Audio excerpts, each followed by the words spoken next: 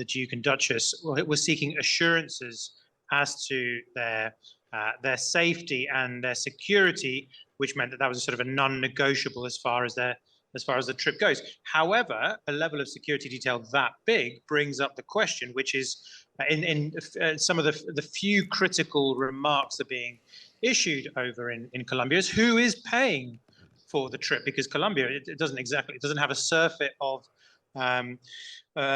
wealth in its coffers, and we'd be surprised if it was Meghan and Harry paying for it, and nobody has revealed who is footing the bill for the visit. Duke and Duchess of Sussex have been continuing their 4-day visit to Colombia. The couple have been looking to highlight the impact of the digital world on young people and promote women's leadership during the trip. And they had a warm welcome yesterday from the Vice President of Colombia, Francia Marquez, who invited the couple after watching a Netflix series about their lives. But how has the visit been received by the wider population? Well, John Bonfiglio is a Times Latin America correspondent. He's with us to discuss this. John, hello, good evening to you. Hey, Henry. Hi, I'm just looking at a picture of Meghan and Vice President Marquez in a very, very nice, warm embrace. And I presume that sets the tone for this visit. It does. And I think there's definitely an affinity there between the two women. As you say, Francia Marquez, who actually, I think it's important to say, is a sort of a campaigner, an activist across society, across environment. So I think she definitely sees Meghan perhaps a little bit in the same way, because I think this trip is all about, much more about Meghan than it is about Harry, and she's the one that's at the forefront. We've had in Colombia undoubtedly a media frenzy. There's been riveting magazine coverage of Meghan's outfits, chat about how this visit has placed William and Kate in a checkmate. No, I don't understand that either. And how this is a defining event for Latin America. There is a level of hysteria, especially among the tabloids and the magazines, that surrounds this visit, which is really pretty heightened. Yeah.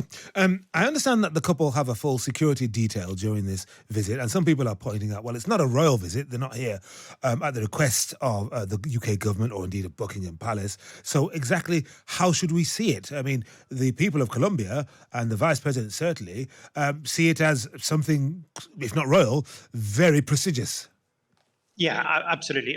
My understanding of the security detail is that is more about the reputation that Colombia has. Their itinerary has been definitely kept quiet up until the last minute. And I also understand that the Duke and Duchess were seeking assurances as to their safety and their security, which meant that that was a sort of a non-negotiable as far as the trip goes. However, a level of security detail that big brings up the question, which is in some of the few critical remarks that are being issued over in Colombia is who is paying for the trip, because Colombia it doesn't have a surfeit of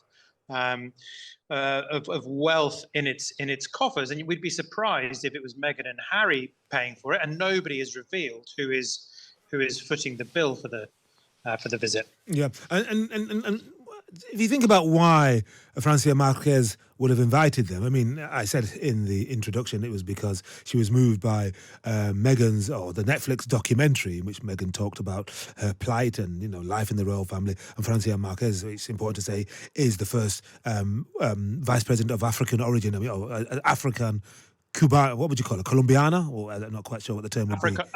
Afro-Colombian. Afro-Colombian, yeah, that's right. So there might be some resonance there, given Meghan's African-American heritage on her mum's side. But beyond that, I mean, what is the pull? What's the draw?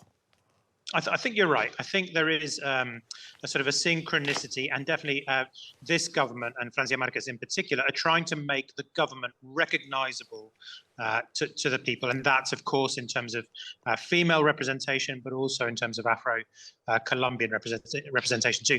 I think that very clearly the sort of the celebrity component of this visit and the frenzy that we're seeing does allow for this discussion, for the central focus of the trip around cyberbullying, female representation and internet violence to come to the fore. I would also say that it's a very the non-royal nature of the visit is also actually really important. If you look at the history of Colombia and colonial forces in particular, by privateers over the course of the last few centuries. If we remember back, the last big royal trip was by then Prince Charles in 2014 to, in theory, boost bilateral relations, but actually only succeeded in generating controversy as Charles was seen to venerate British privateers who had historically sacked the region on the royal shilling. So I would argue that the non-royal nature of this trip actually makes it more important.